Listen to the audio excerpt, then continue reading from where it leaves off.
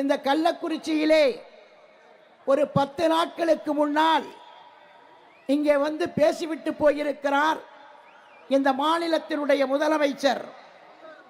அவர் என்ன பேசியிருக்கிறார் என்றால், அண்ணன் எடப்பாடியாரின் திருப்பெயரை சொல்லி நான் செய்திருக்கிற சாதனைகளிலே ஒரு 5% சாதனையாவது எடப்பாடியார் செய்திருக்கிறாரா என்று சவால் விட்டிருக்கிறார். யார் சவால் விடுவது? யார்? பொம்மை முதலமைச்சர்.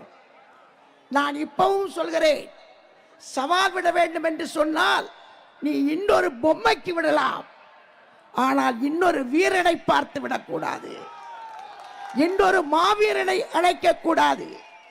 எங்கள் அண்ணனை பார்த்து சவாலுக்கு அழைக்கிறாய். சவாலுக்கு அழைப்பதற்கு முன்னால் நீ சிந்தித்து பார்த்தாயா? இங்கே வானுயர ஓங்கி நிற்கிறதே மாவட்ட ஆட்சித்தலைவர் கட்டணம். அந்த கட்டணத்தை தந்தவர் அண்ணன் எடப்பாடியார்.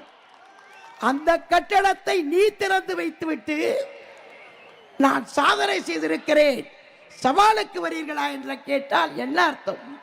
அது மட்டுமல்ல, இதே மேடையிலே மாலை 6 மணிக்கு ஒரு தாய் பேசினார். இதே மேடையிலே அவர் பேசிய பேச்சு அனைவருடைய நெஞ்சையும் உருக்கியது. அவர் சொன்னார், நான் தூய்மை பணியாளர், என்னுடைய பிள்ளை இன்றைக்கு அண்ணன் எடப்பாடியாரின் தயவிலே டாக்டர் படித்துக் கொண்டிருக்கிறார். அவர் சொன்னபோது எல்லாரும் கண்கலங்கினீர்கள்.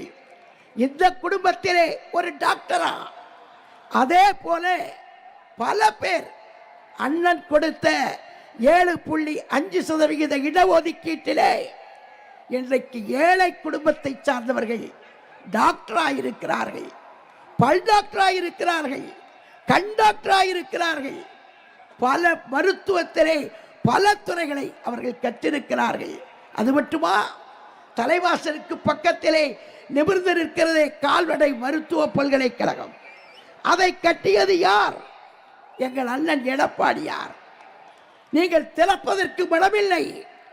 அண்ணன் அடிக்கல் நாட்டியதை நீங்கள் திறக்கலாம், ஆனால் கட்டி முடித்த அந்த பல்கலைக்கழகத்தினுடைய கட்டணத்தை நீங்கள் இன்னும் செயலுக்கு கொண்டு வரவில்லை. எத்தனையோ சாதனை அண்ணன் அவர்கள் மருத்துவக் கல்லூரி தந்திருக்கிறார். மருத்துவக் கல்லூரி மட்டுமல்ல, அந்த மாணவர்கள் படிப்பதற்கு வசதியாக இடஒதுக்கீடு தந்திருக்கிறார். அதுவும் தாய்மார்களுக்காக அம்மா அவர்கள் என்னென்ன சொன்னாரோ அத்தனையும் திரும்ப திரும்ப செய்திருக்கிறார். இத்தனையும் செய்தவர் அண்ணன் எடப்பாடியார். இவரை பார்த்து சவாலுக்கு அழைத்துக் கொண்டிருக்கிறீர்கள். அது நியாயமில்லை என்பதை மட்டும் நான் இந்த நேரத்திலே தெரிவித்துக் கொள்கிறேன். கடைசியாக ஒன்றே ஒன்றுதான் நான் நினைவுபடுத்த விரும்புகிறேன். காஷ்மீரத்திலே சுற்றுலா பயணம் போயிருந்தார்கள்.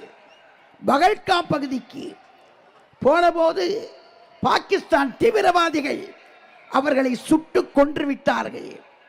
உடனே இந்திய ராணுவம் ஆபரேஷன் சிந்தூர் என்பதை கையிலே எடுத்து அவர்களை பழி தீர்த்தார்கள். நான் தாய்மார்களை பார்த்து கேட்டுக்கொள்கிறேன், நம் தாய்மார்கள் தான் ஆபரேஷன் சிந்தூர் நடத்த வேண்டும். துப்பாக்கியால் அல்ல, தோட்டாக்களால் அல்ல, வெடிகுண்டால் அல்ல. ஆபரேஷன் சிந்தூர் அண்ணன் எடப்பாடியாருக்கு ஆதரவாக வாக்குச்சீட்டிலே போட்டு நீங்கள் வெற்றி தர வேண்டும் என்று கேட்டு வாய்ப்புக்கு நன்றி கூறி விடைபெறுகிறேன். நன்றி, வணக்கம்.